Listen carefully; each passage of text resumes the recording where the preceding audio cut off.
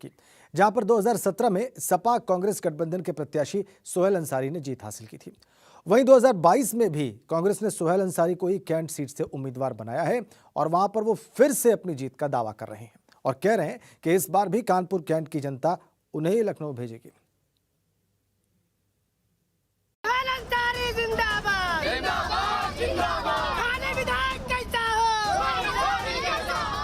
कानपुर की cantt seat पर 2017 में सपा कांग्रेस गठबंधन के उम्मीदवार सोहेल अंसारी ने जीत दर्ज की थी, जिन्हें 2022 के लिए भी कांग्रेस ने चुनाव मैदान में उतारा है और सोहेल अंसारी का दावा है कि 2022 में भी चुनाव वही जीत रहे, क्योंकि उन्होंने इलाके का बड़े पैमाने पर विकास कराया है।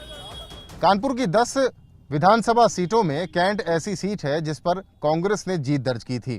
कांग्रेस के सोहेल अंसारी यहाँ से विधायक हैं। 5 साल में उनका दावा है कि उन्होंने इस क्षेत्र की कायाकल्प करने की कोशिश की है। हम उनके साथ हैं, उनसे जानते हैं जब वो जनसंपर्क कर रहे हैं और जनता के बीच जाकर वोट मांग रहे हैं तो जनता उनसे क्या कह रही है।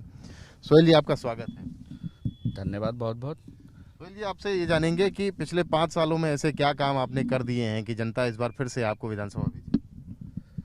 जनता इसलिए मुझे विधानसभा भेजेगी, मैंने कार्य जो कराए हैं छावनी विधानसभा में, एक तो सबसे बड़ा क्षेत्र हमारा सोसाइटी एरिया था जो रामपुरम था, मंगला विहार था। यहाँ 30-35 साल 40 साल से रोड नहीं थी। मैंने रोड देने का काम किया, सीवर देने का काम किया। जो लोग, बच्चे बूढ़े, जितने लोग परेशान थे, इसलिए वो हाईवे किनारे पड़ता है मेरा विधानसभा, वहाँ बहुत ही दुर्दशा खराब थी। 90% काम हो गया। कुछ गवर्नमेंट की लापरवाही थी। लापरवाही ये थी जो हमें विधायक, हम जनप्रतिनिधि थे, जो भाजपा के विधायक को देते थे वो हमें उतना कार्य नहीं देते थे। लेकिन फिर भी मेरा प्रयास करके हम बहुत कुछ वहाँ काम करा रखा है और विधायक निधि से भी मैंने बहुत काम कराए हैं। कांग्रेस प्रत्याशी सोहेल अंसारी के खिलाफ सपा, बसपा और AIMIM ने मुस्लिम उम्मीदवार मैदान में उतारे, जिससे उनकी चुनाव की राह में मुश्किल मानी जा रही। हालांकि सोहेल अंसारी का दावा है कि 22 की लड़ाई कैंट सीट पर भाजपा और कांग्रेस के बीच ही होगी। पिछली बार तो आपका कांग्रेस और समाजवादी पार्टी का गठबंधन था, आपकी सीट निकल गई। पहली इकलौते ऐसे कैंडिडेट रहे आप जिन्होंने कांग्रेस का यहाँ पर गढ़ बनाया और मजबूती दी। लेकिन इस बार सियासी समीकरण और क्या देख रहे हैं आप? ऐसा पिछली बार भी मुझे सर्व समाज का बोर्ड मिला था और जिसको सर्व समाज का बोर्ड मिलता है वही विधायक बनता है। इस वक्त भी मुझे सर्व समाज बोर्ड देने जा रहा है। हमारे क्षेत्र में माइनॉरिटीज़ परसेंटेज में थोड़ी ज़्यादा है। माइनॉरिटीज़ ने मन बनाया है कि जो कार्य जिसने किया है, जिसने सुख दुख में शरीक हुआ है, मैं उसी को पुनः विधायक बनाने जा रहा हूँ। माइनॉरिटी की बात आपने बहुत अच्छी की। आपकी एक ऐसी इकलौती विधानसभा है जहाँ पर माइनॉरिटी सबसे ज़्यादा है और माइनॉरिटी सबसे ज़्यादा होने के साथ साथ आपके जो कैंडिडेट जो राजनीतिक पार्टियों ने उतारे हैं, आपके अलावा 2 अन्य दल हैं जहाँ से आपको चैलेंज मिल रहा है, क्योंकि वो भी मुस्लिम लोग हैं।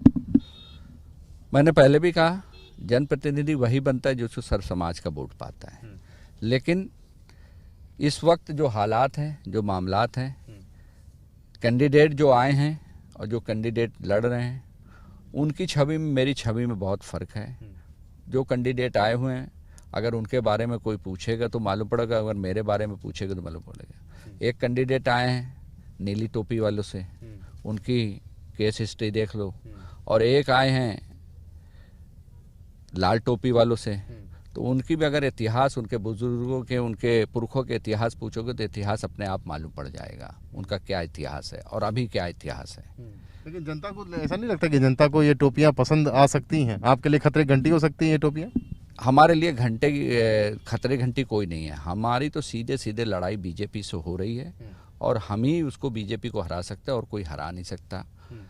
बीजेपी, चूँकि कांग्रेस की यहाँ परंपरागत एक सीट है, ये हमेशा या तो कांग्रेस जीती है या बीजेपी जीती। कभी भी समाजवादी या बसपा का कोई भी कैंडिडेट यहाँ से विनर नहीं हुआ।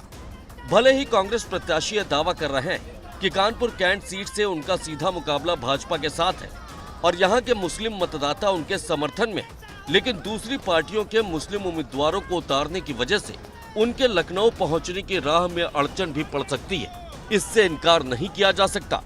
कानपुर कैंट से रतीश त्रिवेदी के साथ ब्यूरो रिपोर्ट, ABP गंगा।